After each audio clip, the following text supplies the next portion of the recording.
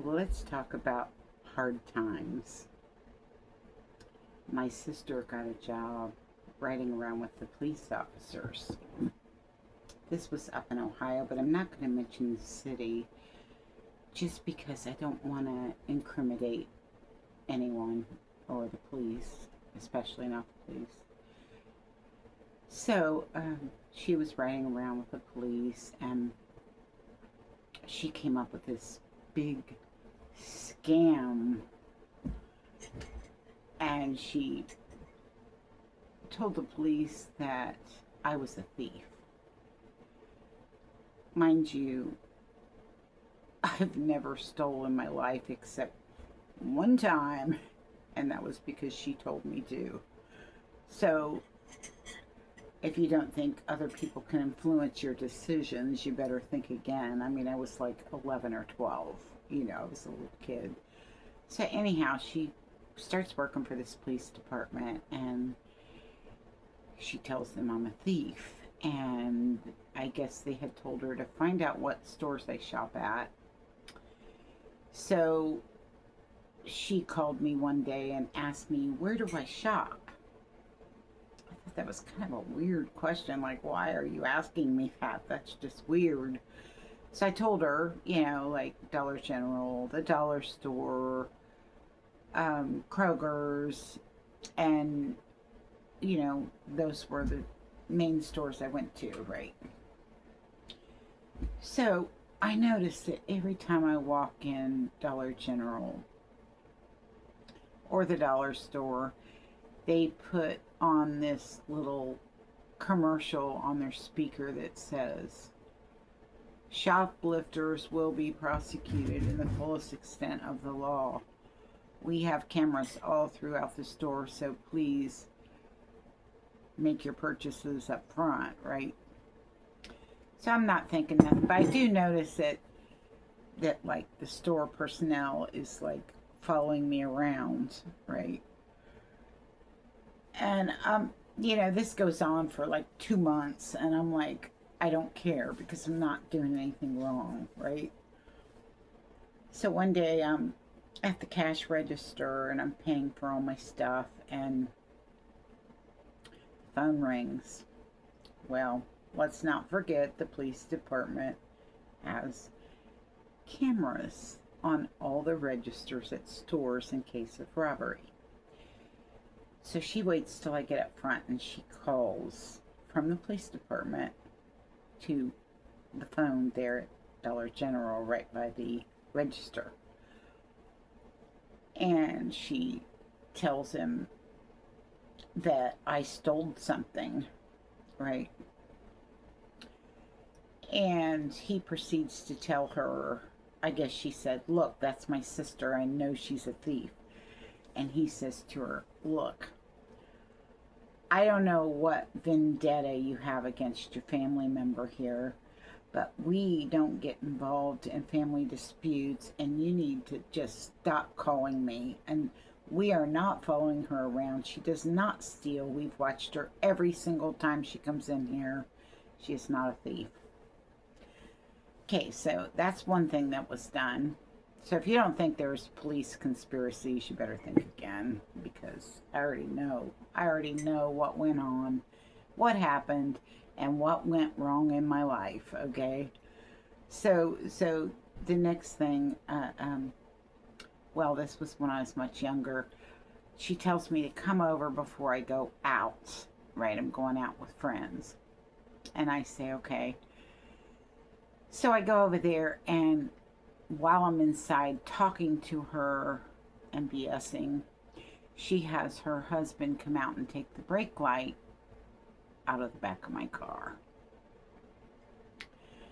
So then they had their little police friend down the street waiting till I pulled out. She was thinking I would be drunk before I went to the bar, but that wasn't the case. So I got stopped pulling out of her driveway just a half a block from her house, and I got a ticket for not having a brake light. Isn't that clever?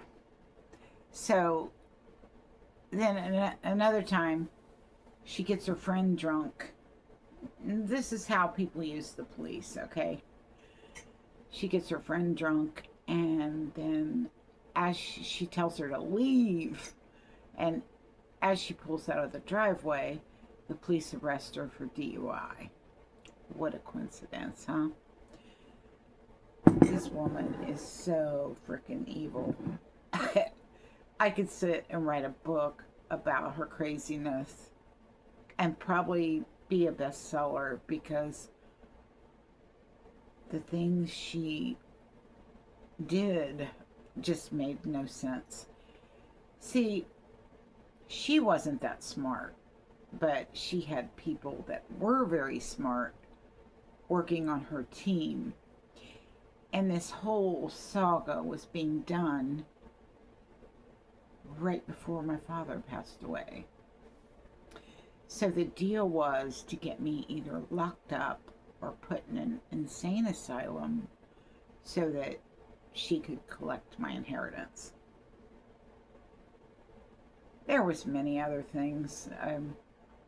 I was going through a divorce, and I went into the bank and I told them that I couldn't have the new bank card sent to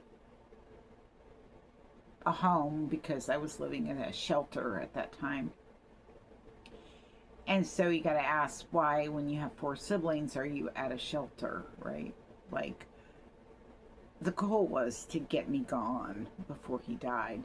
So anyhow, I told the bank to have it mailed to them instead of to the shelter because, well, they sent my bank card to my ex-husband.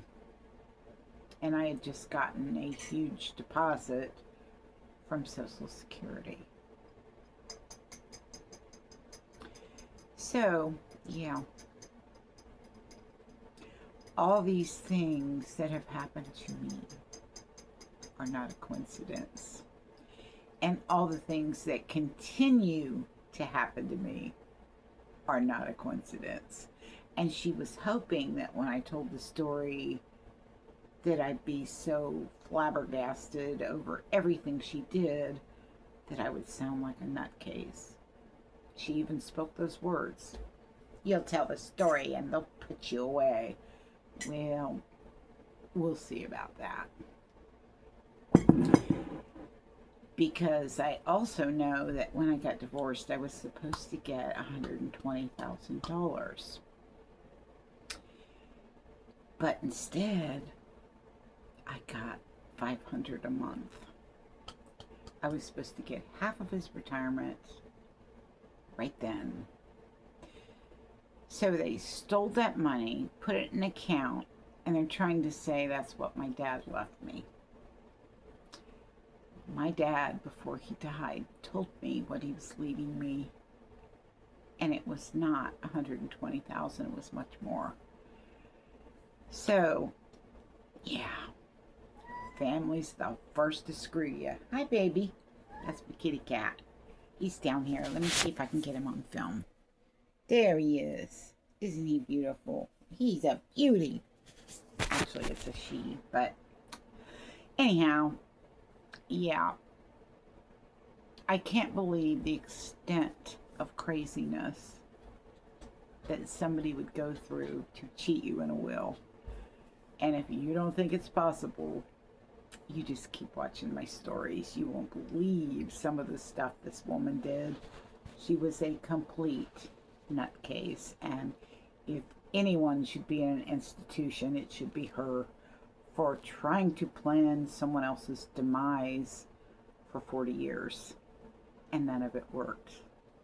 God bless, and good day.